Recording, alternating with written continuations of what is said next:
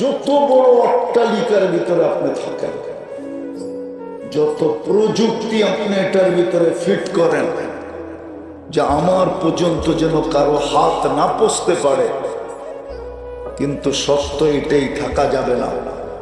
সময় আসতে দেরি, আপনি জানবেনও না যে কিভাবে আপনার পর্যন্ত মালাকুল মউতের হাত চলে গেছে।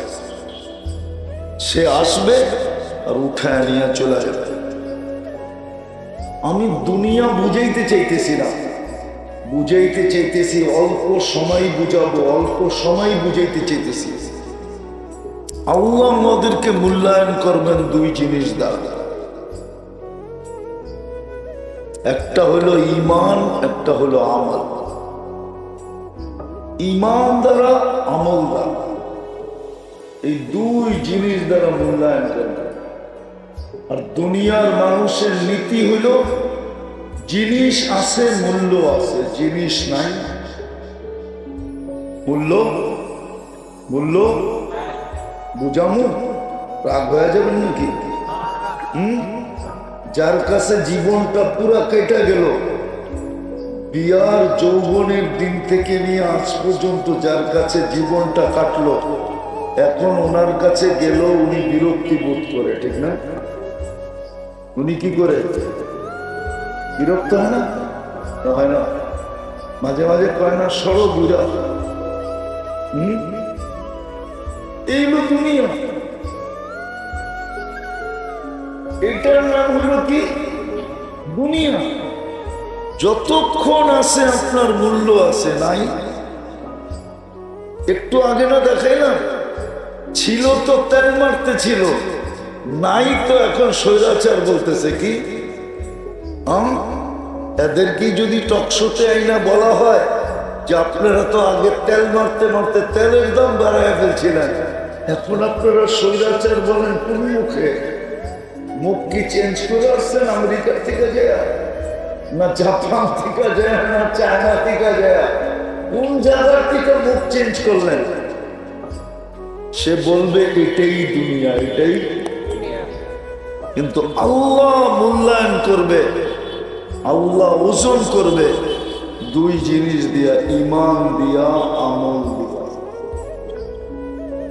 আর আল্লাহ মূল্যায়ন যাকে করবে ওকে চিরদিনের জন্য করবে, নাইলে জান্নাত দিবে কেন? জান্নাত তো চিরদিনের, জান্নাত তো চিরদিনের। ইন্নাল্লাযীনা আমানু ওয়া আমিলুস সালিহাত কানাত লাহুম জান্নাতুল ফিরদাউসি নুজুলা। আল্লাহ তো ওকে চিরদিনের জন্য জান্নাত দিবে। কি দিবে?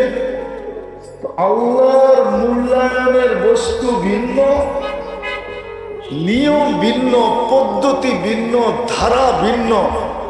মানুষের মূল্যায়নের বস্তু ভিন্ন, পদ্ধতি ভিন্ন, ধারা ভিন্ন, ধারা ভিন্ন।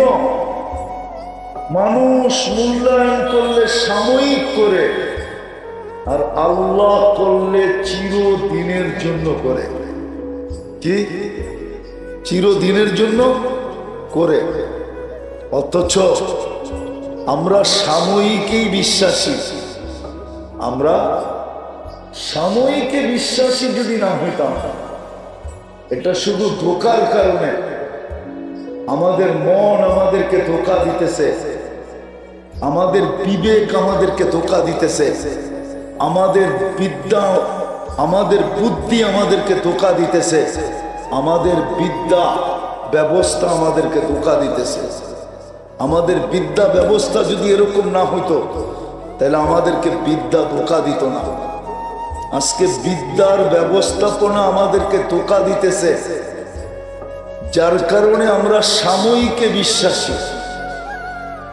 চোখে যা দেখতেছি এটাতে বিশ্বাসী, কানে যা শুনতেছি এটাতে বিশ্বাসী, বিবেক বুদ্ধিতে যা আসতেছে এটাতে আমরা বিশ্বাসী।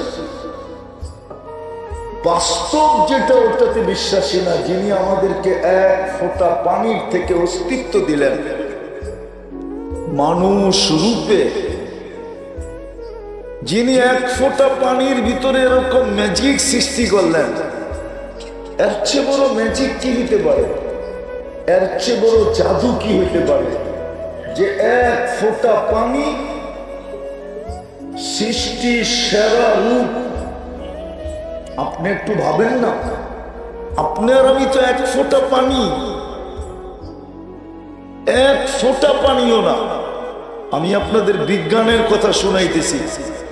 এক ফোঁটা পানিকে আল্লাহ 2.5 লক্ষ ভাগে ভাগ করেন। কত? আপনি বলবেন এক ফোঁটা পানি কি 2.5 লক্ষ ভাগ সম্ভব? আপনার কাছে সম্ভব না, আল্লাহর কাছে সম্ভব।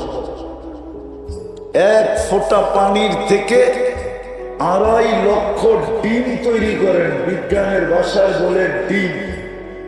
ডিম তৈরি হয়, একটা ডিম থেকে আপনাকে আমাকে বানান, বাকিগুলো সব বিনষ্ট হয়ে যায়।